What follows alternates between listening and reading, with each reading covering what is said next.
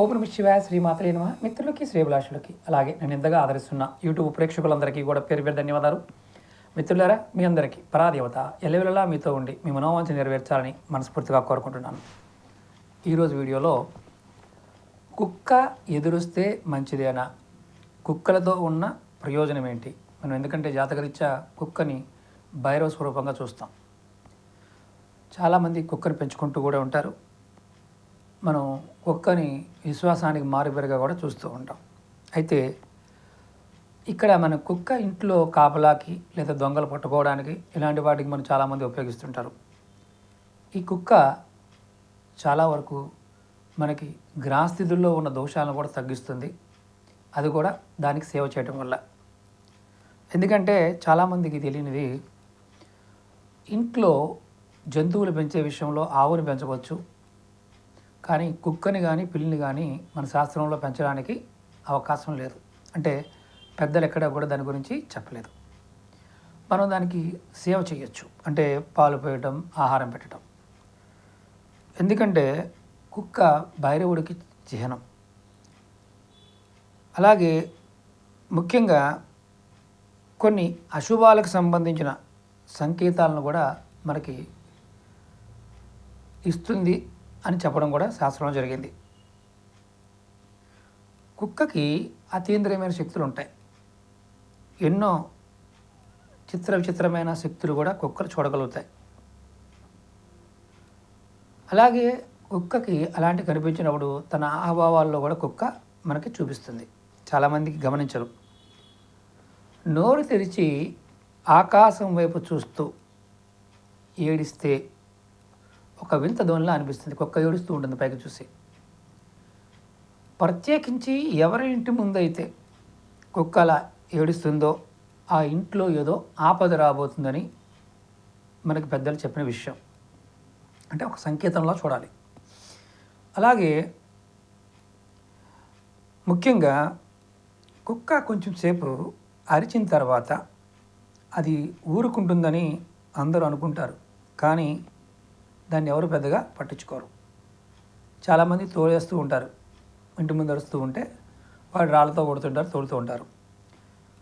కుక్కని భైరవుడికి వాహనంగా కూడా చూడటం జరుగుతుంది.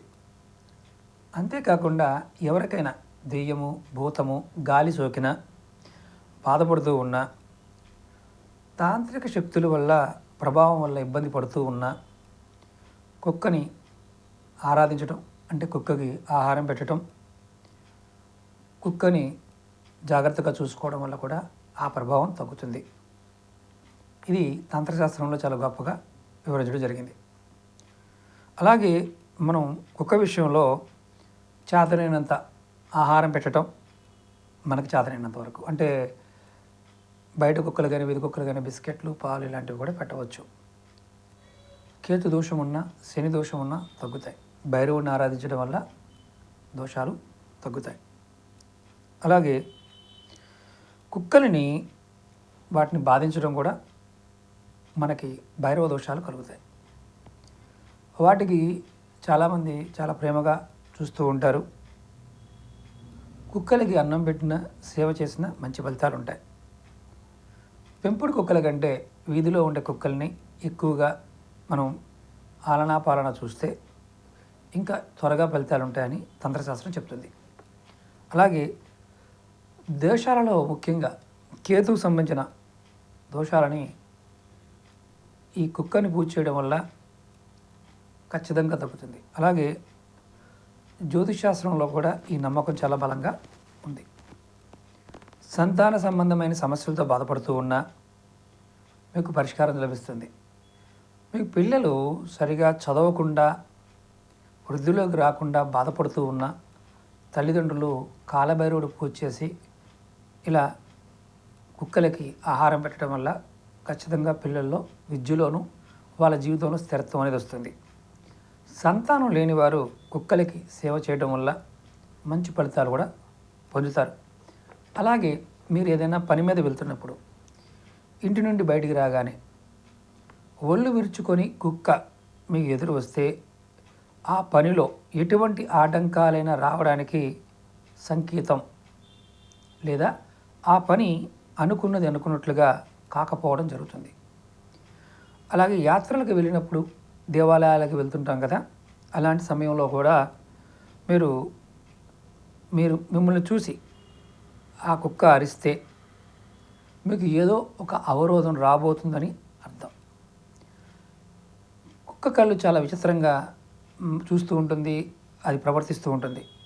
శక్తివంతమై కూడా, అంటే కుక్క కళ్ళల్లో కళ్ళు పెట్టి చూడకూడదని అంటారు. కుక్కకు ఎదురుగా కూడా భోజనం చేయకూడదని కూడా శాస్త్రంలో ఉంది. అది మంచిది కాదు అంటారు. మనం తీసుకునే ఆహారం అలా చేయడం వల్ల, ఒకవేళ దాని ముందు తినడం వల్ల అది నిస్సారం అయిపోతుంది అనేది తంత్రగ్రంథాల్లో రాయడం జరిగింది. అలాగే కుక్క ఏదైనా వాహనం మీద మూత్ర విసర్జన చేస్తే ఆ వాహన యజమానికి ధనలాభం చేకూరుతుంది. చాలామంది మార్వాడీలు ఇలా కొత్త వెహికల్స్ పెట్టి బళ్ళ మీద అలా కుక్కలు పోస్తాయని చూస్తారు. మీరు ఏదైనా ఒక యాత్రకు బయలుదేరినప్పుడు, ముఖ్యమైన పని మీద బయటకు వెళ్తున్నప్పుడు కుక్క వచ్చి మీ కాలు నాకితే మీకు ఆ యాత్రలో కొన్ని ఇబ్బందులు కూడా రావచ్చు, వెళ్ళిన పని పూర్తి కాకపోవచ్చు. అలాగే కుక్క తన కాళ్ళతో పొలం తవ్విన, గొయ్యిలాగా చేసిన అక్కడ రైతులకి అమితమైన లాభం కలుగుతుందని ఒక నమ్మిక, ఖచ్చితంగా వస్తుందని కూడా చెప్తారు. అలాగే అక్కడ పంటలు కూడా బాగా పండుతాయని ఒక నానుడి కూడా ఉంది. వీధి కుక్కల్లో 2 కుక్కలు రతి చేసుకుంటున్నప్పుడు కనిపిస్తే వెంటనే మన దృష్టి మరలించడం మంచిది. అంటే అవి రతి చేసుకున్నప్పుడు చూడకుండా ఉంటేనే మంచిది అని తంత్రశాస్త్రం చెప్తుంది. అక్కడ మీరు వెళ్తున్నప్పుడు ఉమ్ము అని ఉమ్మేసి, కుక్క మీద కాదు బయట అలా ఊసి వెళ్ళమని శాస్త్రం చెప్తుంది. ఎందుకంటే అది అశుభానికి సంకేతం.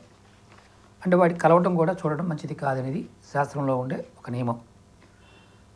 అలాగే కుక్క పైకి చూసి ఏడిచిన, అలాగే అంటే మామూలుగా చాలామంది కుక్కలు ఒకసారి నీళ్ళల్లో మునిగి, చెరువుల్లో మునిగి వస్తుంటాయి, వచ్చి మన ముందు ఊగుతూ ఉంటాయి, అంటే నీటిని జాడిస్తుంటాయి, అంటే వర్షంలో చినుకులు పడతాయి.